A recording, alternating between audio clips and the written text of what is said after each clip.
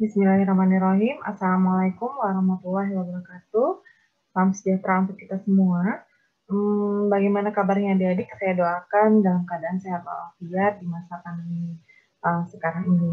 Nah, kita masih melanjutkan metode pembelajaran yaitu dengan virtual. Nah, pada kali ini saya akan mencoba membahas atau menerangkan mengenai materi yang baru. Materi kita pada pertemuan yang keempat ini adalah elastisitas, plastisitas, dan Poisson ratio. Baik, kita lihat apa itu elastisitas. Sebenarnya kita dalam kehidupan sehari-hari ini sudah mengenal kata-kata elastis ya. Nah, kalau di dalam mekanika bahan, apakah sama pengertiannya? Coba kita lihat. Nah, jadi elastis kalau kita bisa mengartikan ada suatu benda ini bisa dikatakan memiliki sifat elastis jika benda itu diberi gaya, kemudian apabila gaya atau beban itu dihilangkan, maka benda akan kembali ke bentuk semula.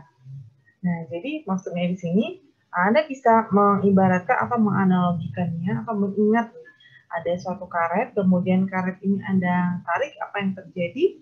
Karet ini akan memanjang, kemudian materialnya atau bentuknya juga akan lebih menipis dibanding bentuk yang semula.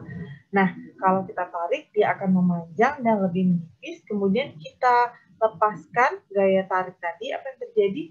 Nah, si karet akan kembali ke bentuk semula.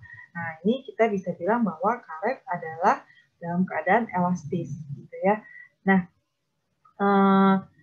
sebaliknya, apabila suatu benda ini tidak dapat kembali ke bentuk yang semula, setelah gaya yang bekerja ini dihilangkan, jadi tadi karet ditarik terus-menerus, atau suatu benda ditarik terus-menerus, sampai akhirnya dia melakukan pemanjangan, ya, kemudian lebih tipis materialnya, seperti itu. Nah, lalu ditarik sampai dia hampir putus seperti itu. Nah, lalu Anda lepaskan tarikannya atau gayanya dihilangkan. Nah, kita lihat suatu karet tersebut tidak kembali seperti semula atau mencapai batas plastis seperti itu ya. Nah, karet bisa elastis, bisa plastis, Bu? Iya, bisa. Jadi karet pun mempunyai batas elastis. Nah, batas elastis setelah itu dia akan mengalami plastis. Nah, pada masa plastis biasanya karetnya akan mengalami putus.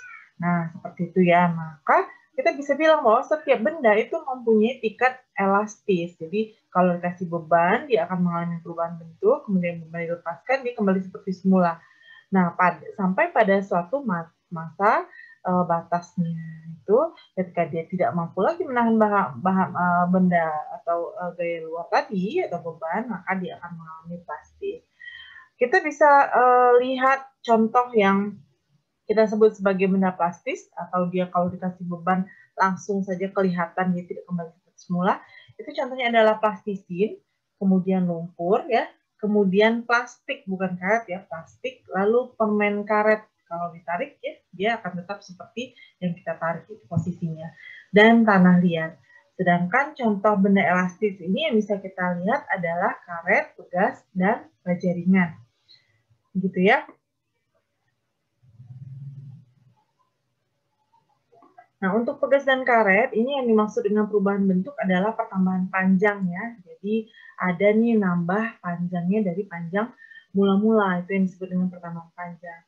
Nah, perlu diketahui bahwa gaya yang diberikan untuk memiliki batas-batas tertentu, ini kita akan mempelajarinya lebih lanjut, gaya-gaya tersebut ya. Nah, misalnya gaya tarik atau gaya tekan ya. Nah, misalnya sebuah karet bisa putus jika gaya tarik yang diberikan sangat besar. Nah, itu tadi yang saya bilang. Karet pun yang kita sebut sebagai benda elastis, kalau ditarik dengan gaya yang sangat besar, dia akan mengalami putus atau dia melewati batas elastisnya. Demikian juga pegas, dia akan tidak kembali ke bentuk semula jika diregangkan dengan gaya yang sangat besar. Jadi benda elastis pun dia memiliki batas elastis. Jadi sampai pada masa itu dia tidak akan kembali ke bentuk semulanya. Apa tadi contoh benda elastis? Misalnya adalah karet, kemudian pegas ya. Kita bandingkan kalau misalnya pegas kita beri beban, Lalu plastisin juga kita beri beban. Jadi bentuk awalnya kalau pegas seperti ini ya, plastisin dia bentuknya seperti ini. Kemudian kita kasih peregangan, yaitu kita tarik ya, bentuk saat diregangkan Anda bisa lihat. Jadi pegas akan memanjang, plastisin juga akan memanjang ya kalau kita tarik. Nah, saat beban dilepaskan, apa yang terjadi? Bentuk akhirnya pegas ini akan kembali seperti semula. Sedangkan plastis atau plastisin ini tidak akan kembali seperti semula setelah ditarik. Jadi tetap memanjang bentuknya. Ya, kita sudah bisa membedakan perbedaan antara elastis dan plastisin. Apa itu plastisin? Nah, ini dia mainan anak-anak, ini plastisin. Ya, ini plastisin juga nih. Oke, kita lihat apa yang kita bahas tentang mengenai elastis ini. Jadi ketika kita akan bahas sifat elastis ini ya, maka kita akan mengenal adanya hukum Hooke, di mana hukum Hooke akan kita bahas kita bagi lagi menjadi dua, yaitu energi potensial atau EP, kemudian ada susunan pegas, ada paralel, dan ada seri ya. Lalu di bagian yang kedua kita akan pelajari tentang modulus Young ya, atau kita bisa juga bilang dia sebagai modulus kelembaman atau sebagai batas batas elastis ya. Nah, di modulus Young ini kita akan mengenal apa itu tegangan dan regangan ya. Rumusan ini akan nanti berkaitan dengan modulus Young. Tegangan-regangan minggu lalu sudah kita bahas ya apa rumusnya. Baiklah, kita lihat satu-satu. Nah, elastis ini berkaitan dengan hukum Hooke ya. Lalu bagaimana kita bisa mengetahui hubungan antara besarnya gaya yang diberikan dan perubahan panjang minimum sebuah benda elastis agar benda tersebut bisa kembali ke bentuk semula. Untuk menjawab ini kita berkenalan dengan hukum Hooke. Ada yang tahu hukum Hooke itu bagaimana bunyinya? Ya. Nah, jadi hukum Hooke ini ilmu kebangsaan Inggris menyimpulkan bahwa sifat elastis pegas tersebut ada batasnya dan besar gaya pegas sebanding dengan pertambahan panjang pegas ya. Dari penelitian yang dilakukan didapatkan bahwa besar gaya pegas pemulih sebanding dengan pertambahan panjang pegas. Nah, Anda bisa nanti menjabarkannya menjadi rumus F ya. Gaya pegas ini sama dengan minus K ya, konstanta pegas kali X. K adalah konstanta, X adalah simpangan ya. Nah, ini yang dicetuskan oleh hukum Hooke bahwa semakin besar konstanta pegas atau semakin kaku pegas, maka semakin besar pula gaya yang diperlukan untuk menekan atau meregangkan pegas. Tanda negatif menunjukkan bahwa gaya pemulih alias F ini mempunyai arah berlawanan dengan simpangan. Jadi berlawanan ya dengan pertambahan panjangnya. Jadi kalau ditariknya ke atas, maka simpangannya itu ke arah bawah. Ketika kita menarik pegas ke kanan, maka X bernilai positif, tetapi arah F ke kiri berlawanan arah dengan simpang X ya. Sebaliknya, jika pegas ditekan, X berarah ke kiri atau negatif, sehingga gaya bekerja ke kanan.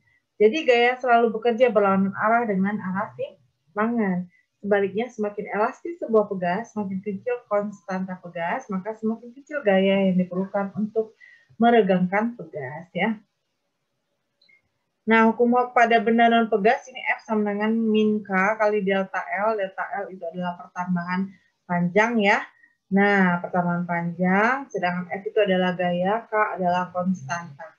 Materi penyusunan dimensi benda dinyatakan dalam konstanta K untuk materi penyusun yang sama besar pertambahan panjang atau delta L sebanding dengan panjang benda mula-mula atau L0 dan berbanding terbalik dengan luas penantang.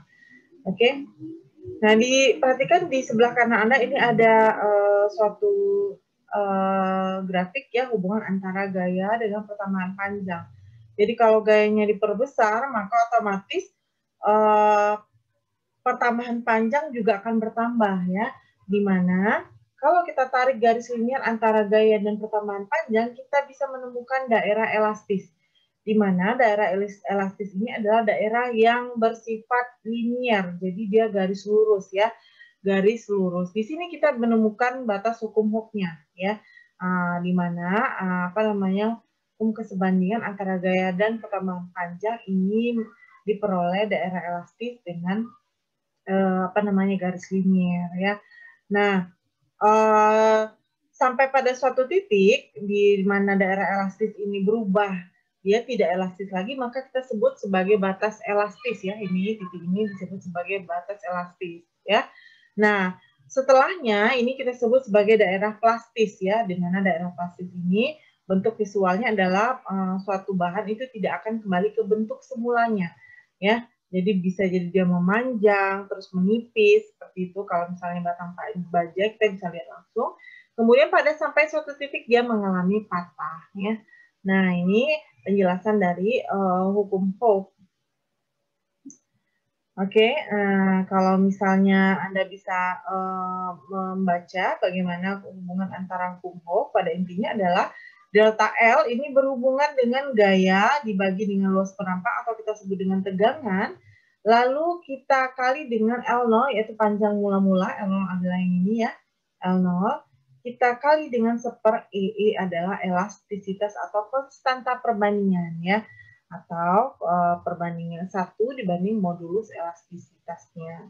Oke, besarnya E ini bergantung pada benda, jadi modulus elastisitas ini tergantung dari sifat bendanya. Beton, baja itu mempunyai nilai E yang berbeda-beda ya. Nanti kita akan lihat E itu atau modulus Young itu. Oke, kita lihat untuk energi potensial pegasnya menurut hukum Hooke untuk meregangkan pegas sepanjang delta L diperlukan gaya sebesar F. Ketika teregang, pegas memiliki energi potensial ya. Nah, jika ditarik, gaya F dilepas. Nah, pegas akan melakukan usaha sebesar energi potensial W ya. Ini W adalah berat ya. Sama dengan F atau gaya kali delta L. Delta L adalah perubahan panjang. W sama dengan F kali delta L ya. Mana W adalah berat, F adalah gaya, delta L adalah perubahan panjang. Oke, bagaimana mencari energi potensial atau EP? EP adalah luas segitiga. Kalau dari grafik ini kita lihat luas segitiga ini ya. Nah, ini luas segitiga kita bisa cari setengah kali delta L, teman panjang kali K, ya, kali delta L-nya. Maka setengah K kali delta L atau EP sama dengan setengah K kali delta L. K adalah konstanta, delta L adalah perubahan panjang. Ini energi potensial dari pegas. Oke. Sekarang kita beralih ke modulus Young atau modulus elastisitas. Nah, modulus Young ini didefinisikan sebagai hasil antara tegangan atau stres dan regangan. Jadi perbandingan antara tegangan dengan regangan ya. Nah, nilai modulus Young ini menunjukkan tingkat elastisitas suatu benda. Semakin besar nilai modulus Young-nya, maka semakin besar pula tegangan yang diperlukan untuk meregangkan benda. Nah, ya, jadi kalau misalnya dia elastisitasnya tinggi gitu ya, maka diperlukan kekuatan yang lebih besar atau tegangan yang lebih besar untuk bisa membuat benda tersebut diregangkan. Nah, modulus Young dirumuskan sebagai berikut ya. Nah, ini modulus Young E sama dengan tegangan dibagi dengan regangan, di mana tegangan ini adalah rumusan antara F dibagi A, ini tegangan ya. Sedangkan regangan itu adalah delta L per L0. Sehingga kalau kita bagi antara tegangan dan regangan, F per A dikali L0 per delta L. F kali L0 dibagi A kali delta L ya, di mana modulus Young adalah tegangan tarik atau desak dibagi regangan. Tegangan dibagi regangan itu modulus elastisitas atau tingkat keelastisitasan suatu benda gitu ya. Nah, jadi semakin kecil modulus elastisitas suatu benda, maka semakin mudah bagi bahan mengalami perpanjangan atau perpendekan. Nah, begitu pula sebaliknya, semakin besar modulus elastisitas suatu benda, maka semakin sulit bagi bahan mengalami perpanjangan atau perpendekan gitu. Ya.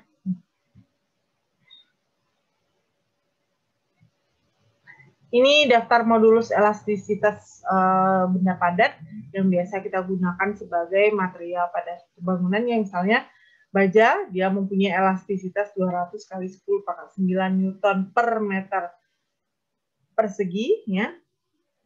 Pada tingkatan ini kita lihat baja yang paling tinggi ya dibanding yang lainnya.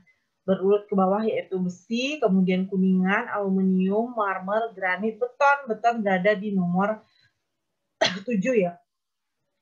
Nomor 7, dia hanya mempunyai modulus elastisitas 20 kali 10 pangkat 9 Newton per meter persegi. Nah, nilai modulus ini juga nanti otomatis akan kita gunakan pada setiap perancangan, rancang atau desain bangunan yang kita lakukan.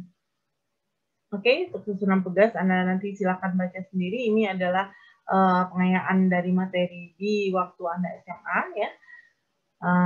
Saya akan lanjut membahas Poisson ratio.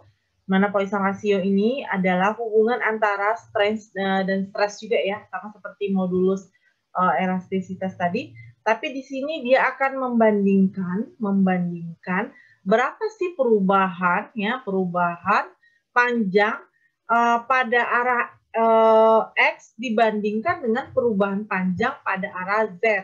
Atau bisa juga perubahan panjang arah Y dibandingkan dengan perubahan panjang arah Z akibat adanya beban, suatu beban gitu ya. Misalnya di sini ada beban tekan atau ada beban tarik ya. Kalau yang kiri ini beban tekan ya. Dengan adanya beban tekan otomatis akan terjadi perubahan bentuk. Perubahan bentuk di sini artinya semakin memendek ya si batang silinder ini.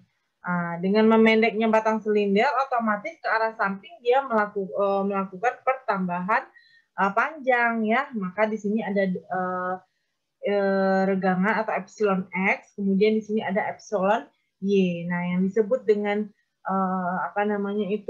Poisson ratio ini adalah perubahan regangan antara X-nya atau epsilon X dibandingkan dengan epsilon Y-nya gitu ya.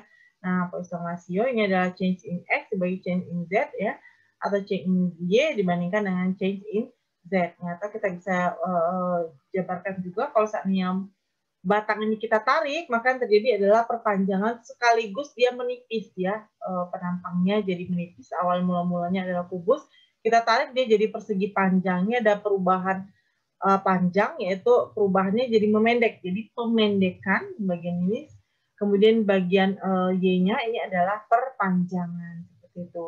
Jadi kita bandingin nih perubahan di X dengan perubahan di Y, itu yang kita sebut dengan Poisson ratio. Nah, setiap benda itu juga mempunyai nilai Poisson ratio yang berbeda-beda. Ini juga tergantung pada homogenitas dari material tersebut. Ada benda yang tidak homogen, maka nilai Poisson ratio-nya juga akan berpengaruh.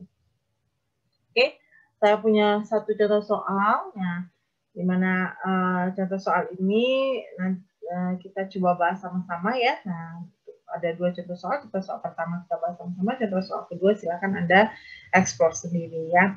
Nah, Andi memiliki sebatang logam besi dengan panjang 1 meter dan luas permukaannya adalah 1 cm persegi. Kemudian Andi menarik logam besi tersebut menggunakan mesin dengan gaya sebesar 5.000 Newton. Jika panjang akhir dari logam besi adalah 1,1 meter, berapa modulus elastisitas logam besi tersebut? Kita lihat, tadi besi ini punya panjang mula-mulanya adalah 1 meter, L0 adalah 1 meter, LT ini ya, panjang akhir 1,1 meter. Kemudian luasannya adalah 1 cm persegi, atau kita bisa bilang 1 kali 10 pangkat minus 4 meter persegi ya. Lalu F, ini adalah gaya luarnya sebesar 5.000 Newton. Yang kita cari dulu adalah tegangan. Tegangan rumusannya adalah F dibagi A. Ya, F itu adalah 5.000, sedangkan A-nya 1 kali 10 pangkat minus 4. Kita dapat tegangannya 5 kali 10 pangkat 7 Newton per meter persegi. Nah, setelah mencari tegangan, kita cari regangan ya, karena kita tahu modulus elastisitas itu adalah hubungan antara tegangan dibagi dengan regangan ya. Nah, regangan rumusannya adalah delta L, yaitu perubahan panjang, jadi dikurangin LT dikurang L0 ya, 1,1 dikurang 1 kita dapatkan 0,1. Lalu L0-nya adalah panjang mula-mula yaitu 1 meter, maka regangan ini kita peroleh 0,1. Ya, regangan tidak ada berdimensi, jadi tidak ada satuan meter ataupun satuan lainnya. Nah, untuk mencari modulus elastisitas, kita tinggal bagi antara tegangan dibagi regangannya 5 kali 10 pangkat 7 Newton per meter persegi dibagi 0,1, diperoleh modulus elastisitas dari logam besi tadi adalah 5 kali 10 pangkat 8 Newton per meter persegi. Jadi besar modulus elastisitas pada logam besi adalah sebesar 5 kali 10 pangkat 8 Newton per meter persegi. Oke, dari mana dapat tegangan dan regangan ini ya? Anda boleh pakai rumusan ini, Anda juga boleh mendapatkannya melalui pengujian di laboratorium dengan apa namanya alat UTM atau alat uji tarik. Itu bisa Anda lihat bagaimana caranya di video yang saya berikan di dalam Blended. Itu Anda silahkan pelajari untuk mendapatkan nilai tegangan dan regangan. Oke, nah untuk contoh soal 2 Anda silahkan explore sendiri nanti di rumah. Bagaimana cara mencarinya, dipelajari baik-baik, kemudian dihitung ulang lagi. Nah, saya rasa begitu dulu penyampaian dari saya mengenai elastisitas, plastisitas, dan Poisson ratio. Mudah-mudahan dapat dipahami. Saya akhiri mengucapkan Assalamualaikum warahmatullahi wabarakatuh. Selamat siang.